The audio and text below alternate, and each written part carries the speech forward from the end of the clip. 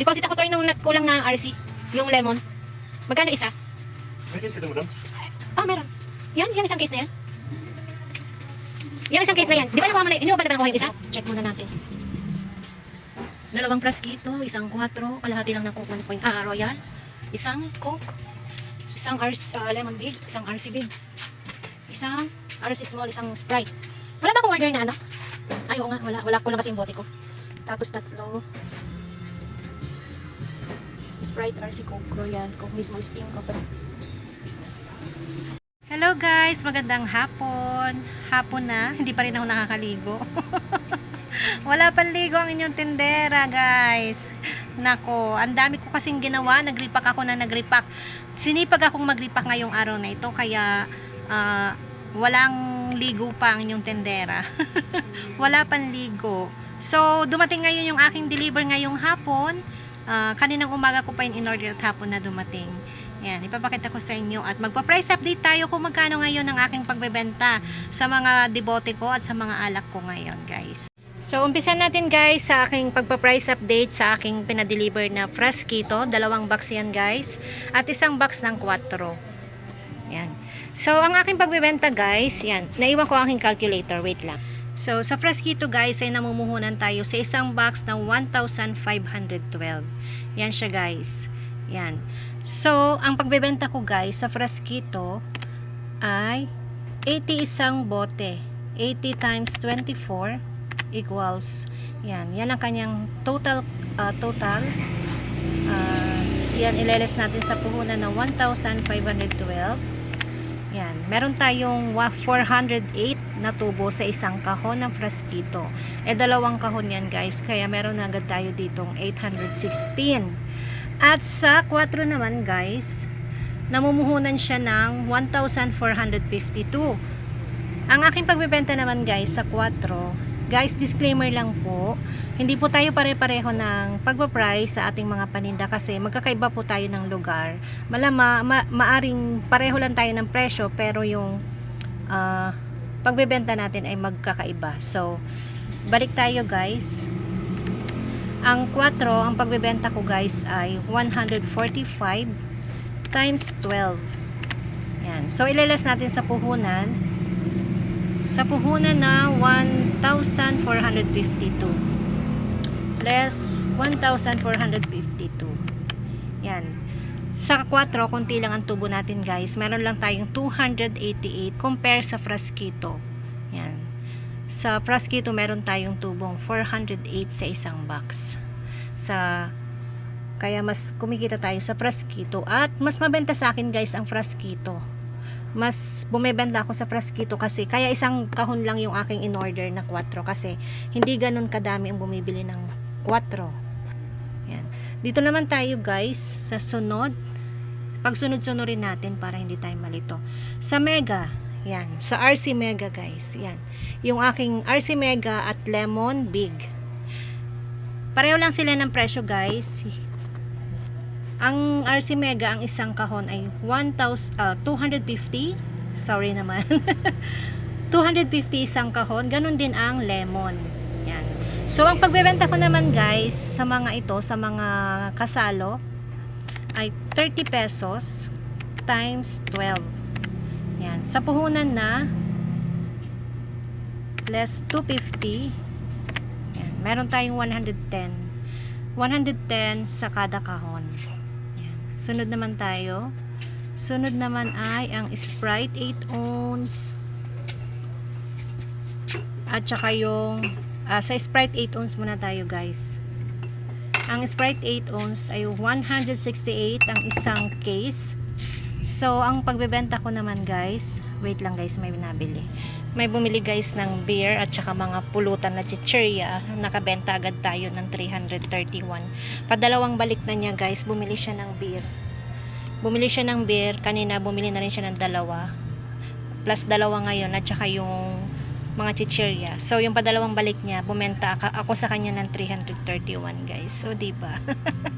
So, balik tayo guys sa pagpa-pricing natin. Dito na tayo sa Sprite 8 ounce. So, ang Sprite 8 ounce guys, ang pagbebenta ko naman dito guys ay 13 na. Pinagbibili ko na siya ngayon ng 13 pesos isa. So, 13 times 24.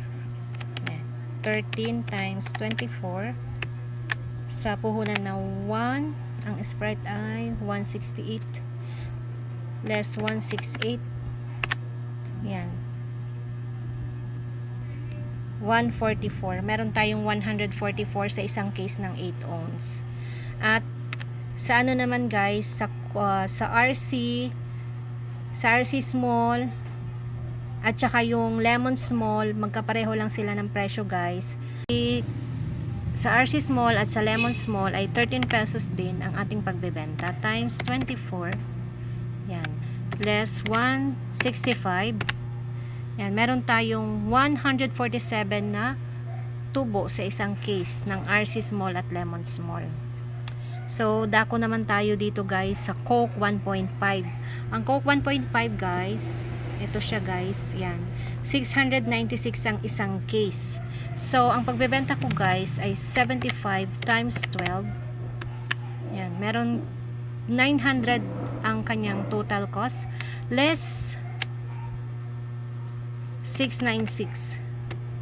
Yan, meron tayong 204 na tubo sa bawat isang case ng Coke guys. Yan. 204. So, ang half nito, itong half na Royal, meron tayong tubo dito na 102 pesos. Yan guys. So, sunod naman tayo guys sa mga mismo. Lahat ng aking mga mismo, yung mga Royal ko, yan, masyadong ano, yan, Royal, tsaka yung mga Sprite, Mountain Dew, Cobra, Coke, Sting.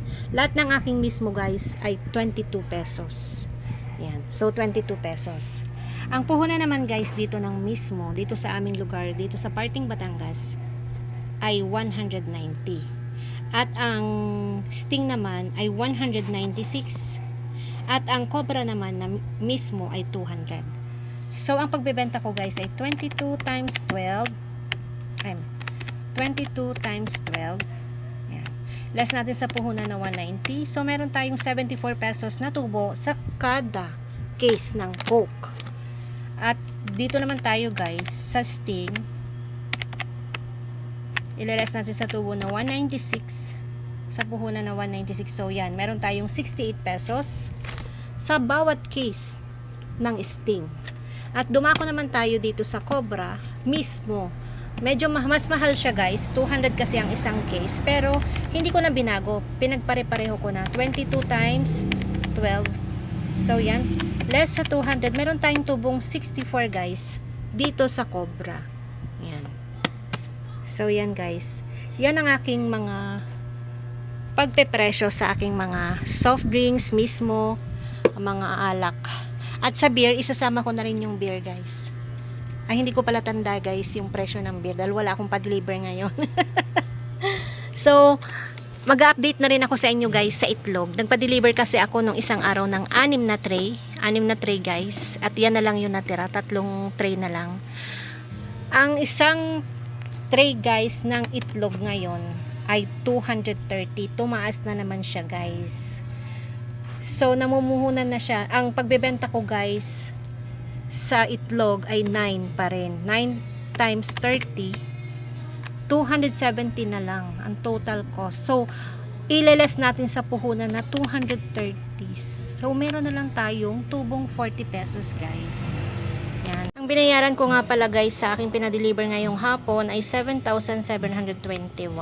Nag-deposit lang ako ng bote kaya naging 7,761. May 40 pesos akong dineposit na mga bote kasi kulang yung aking bote ng lemon. Kulang siya kaya nagdeposito na lang tayo. Okay lang naman yun guys kasi lahat ng lumalabas sa akin na bote ay may bayad naman yan. Merong deposito na 10 pesos. So, tubo pa tayo ng 5 pesos guys.